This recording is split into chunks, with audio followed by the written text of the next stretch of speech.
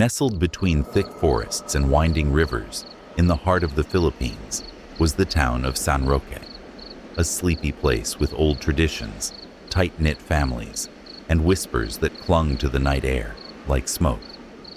The town seemed peaceful to the outsider, even beautiful, but the locals knew better than to wander into the woods after sunset. The elders spoke in hushed tones of an ancient evil that once stalked these lands. At the center of town stood the grand white house of Mayor Ignacio Rivera, a proud and respected man in his late 50s. He was known for his stern discipline and deep love for his only daughter, Isabela, a radiant young woman of 19. She had just returned from university in Manila and was the heart of every town celebration. She was gentle, humble, and always smiled at the people no matter their status. The townsfolk adored her. But something was wrong with San Roque this rainy season. The animals were restless, stray dogs howled at nothing, chickens laid rotten eggs, and some swore they heard crying in the wind. One night, as Isabela prepared for bed, she looked out the window and froze. There, just at the edge of the forest, stood a woman in white, pale, still, almost glowing in the moonlight. She didn't move, she didn't blink, just stared directly at Isabela's window. And then, in the blink of an eye, she was gone. Isabela told her father the next morning. He brushed it off, saying she must have imagined it. But when the guards checked the perimeter, they found footprints leading from the forest to the house, and none going back. That week, Isabela began to suffer from strange dreams. In them, a man with black eyes and sharp teeth whispered her name. She couldn't move, couldn't scream. He hovered over her, breathing heavily, his form always shrouded in smoke or shadow. She would wake up sweating, her heart racing, sometimes with blood on her pillow, but no wounds on her body. Mayor Rivera, increasingly worried, called in Tita Vangi, the oldest and most respected herbalist in town. She listened carefully, and then whispered one word that made the mayor go cold. Aswang. He scoffed. "That's just a folk tale," he said. "A monster to scare children." Tita Vangi didn't argue. She just looked at him with pity in her eyes. "Then why has your daughter been marked?" That night, the mayor doubled the guards. He ordered every light on the estate to stay lit. But despite all this, Isabela's dreams worsened. One morning, the maid, Lourdes, found the young girl sleepwalking in the backyard. Her nightgown soaked in dew, her feet muddy, eyes open but vacant. She was digging with her bare hands near the tree where the mysterious woman had once stood. And then the animals began to die. First, the chickens, then the goats. Then a stray cat was found torn in half on the Rivera lawn. Each night, something inhuman moved through the town, just beyond the reach of firelight. Something that growled without a mouth, that fed without leaving a trace. And Isabela began to change. She became pale, withdrawn. Her eyes looked hollow, as if she hadn't slept in weeks. The mayor pleaded with her to tell him what was wrong, but she would only say, "He visits me in my dreams, but I think he's real." One stormy evening, the power in the Rivera mansion went out. The guards outside heard something fluttering above the roof, like giant bat wings.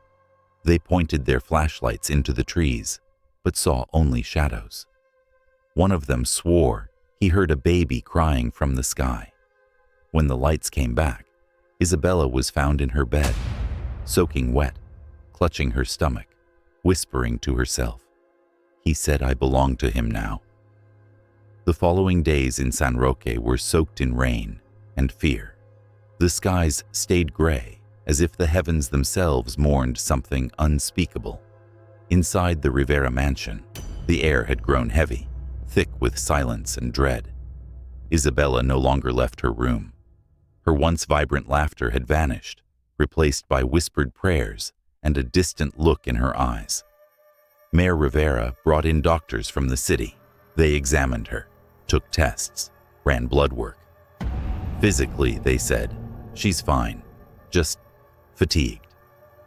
But none of them could explain her sudden weight loss, her constantly cold skin, or why she was often found sleepwalking into the same spot in the backyard. Digging, whispering, humming lullabies no one taught her. Then came the bleeding moon. On the night of the lunar eclipse, the town gathered to watch the rare event. But back at the Rivera mansion, a storm raged. The wind howled through the halls. Doors slammed on their own. Paintings fell from walls.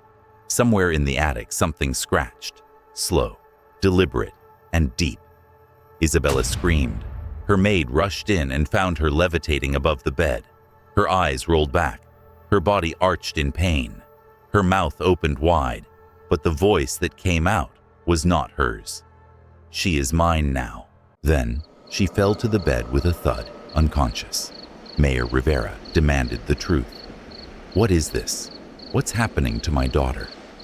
Tita Vangi finally spoke the words no one else dared say. The Aswang has entered her. According to old folklore, the Aswang was a shapeshifter, part vampire, part witch, part demon. It could seduce or possess humans, especially women of strong bloodlines. And the mayor's family, it turned out, was one of them. A curse, passed down generations ago when an ancestor betrayed a woman who was rumored to be a healer, or something darker. And now, the Aswang had returned, not for vengeance, but for bloodline continuation. When the mayor asked how they could stop it, Tita Vangi was silent. If she is carrying its seed, we may already be too late. 3 nights later, Isabella woke screaming again. The mansion shook, the windows cracked, and when the doctor returned to check on her, he dropped his clipboard and whispered in shock, She's pregnant." The mayor's heart sank. That's impossible. She's never even had a boyfriend. But the truth was written across her stomach, which now bulged slightly, despite only a few days since the last exam. And it was growing fast. The baby kicked during the 2nd week. By the 3rd, Isabella refused to eat, only raw meat. She was no longer afraid. She was changing. One night, she stood at the mirror for hours, whispering to her reflection in a voice too deep for a girl her age. The guards stationed outside her room began quitting one by one, claiming they saw something watching them from the ceiling, something with glowing eyes and wings made of smoke. Then came the night. The power went out again. Isabella's screams rang out through the mansion, but by the time the mayor and his men broke down the door, she was curled up on the floor, smiling. "He visited again," she whispered, caressing her swollen stomach. "He said the child is a prince." The mayor ordered her locked in her room, chains on the door, salt around the windows, a crucifix on every wall. But still, the Aswang came. Through the roof, through the shadows, through her dreams, and Isabella was no longer afraid. She was waiting. The once cheerful Rivera mansion had become a prison. No more laughter, no more light. Only locked doors, whispered prayers, and the heavy scent of burning incense that barely masked the decay seeping in from the walls. Isabella's pregnancy progressed unnaturally fast. By the 4th week, she looked 6 months along.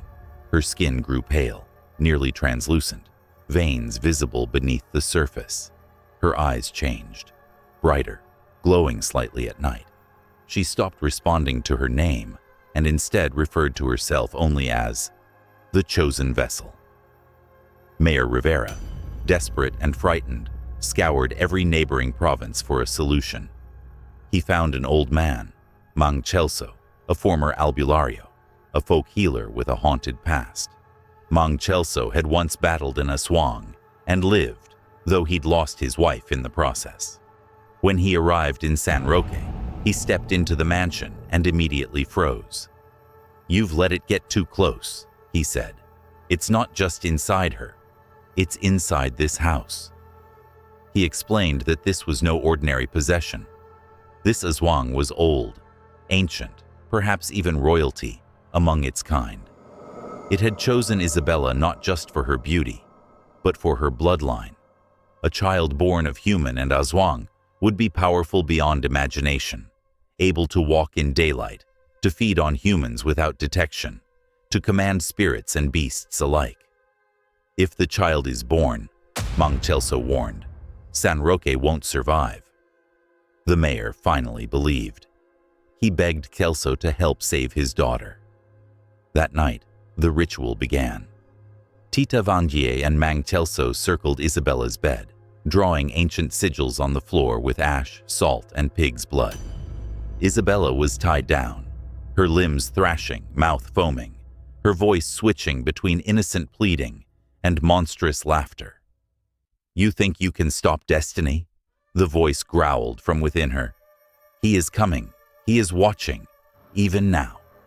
Suddenly, the candles blew out, the windows shattered, and a foul wind filled the room. A screech, inhuman and piercing, echoed through the halls. The Aswang had arrived. The air grew cold. The shadows thickened. From the ceiling, a creature began to descend. Not fully human, not fully beast. Its eyes glowed red. Its claws dripped with black ichor. Its mouth smiled. "She is mine, and the child is nearly ready." Mang Chelso stepped forward, chanting louder, forcing the creature back with a burning talisman. Isabella screamed in pain, her stomach pulsing unnaturally, as if something inside fought to break free. Suddenly, silence. The creature vanished. Isabella went limp. But then, she laughed. "You really thought you could stop him?" she whispered. "I am not the victim. I chose this." The chains snapped. The salt circles burned away. She stood, slowly, powerfully. Eyes glow. She was no longer Isabella. She was something else. The Aswang had not just possessed her, it had merged with her. She was now the queen of two worlds, human and monster.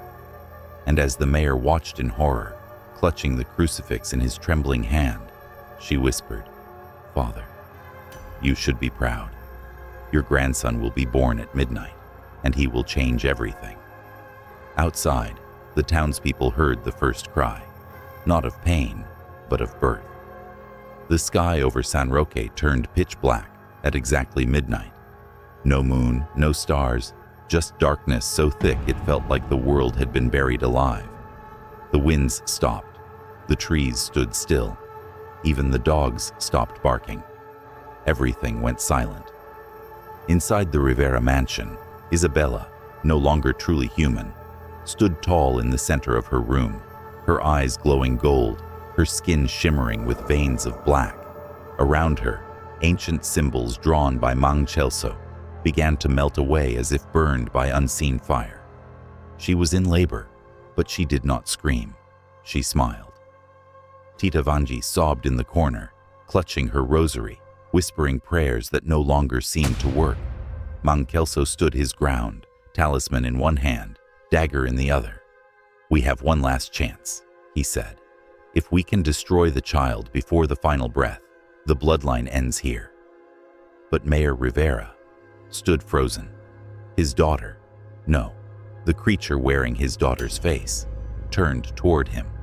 "Don't you want to meet your grandson, Papa? He's perfect." Suddenly, a high-pitched, inhuman cry echoed through the mansion, not from Isabella's mouth, but from inside her. The walls cracked, light bulbs burst, blood dripped from the ceiling, and then he was born. The room went cold. The child didn't look like a newborn. He was pale, with eyes too large, too black, and a mouth already full of tiny, jagged teeth. His body was thin, sinewy, but strong. He stared at each person in the room, and then he spoke. "I am hunger."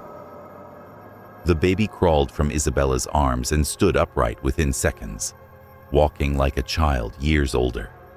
Mang Chelso lunged forward with the dagger, screaming ancient chants, but the child raised a hand, and Mang Chelso exploded into a burst of ash and fire.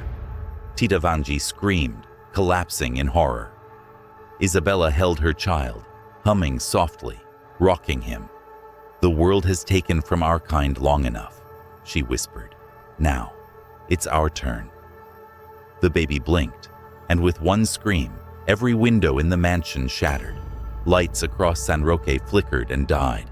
People across the town woke in terror, sensing something had shifted, something had been born. Mayor Rivera fell to his knees. "Please, Isabella, don't do this." She looked down at him, almost pitying. "It's not up to me anymore. The bloodline has awakened. You were just the key." Then she disappeared into the shadows, her child cradled in her arms, and from that night on, people in San Roque began to vanish. Epilogue. They say the Rivera mansion still stands, but no one enters it. Sometimes at night, locals hear a baby crying from within, followed by laughter that doesn't sound human. Some believe the child now walks among us, growing faster than anyone can imagine, feeding, learning, preparing. Because the Aswang didn't just return, it left a legacy.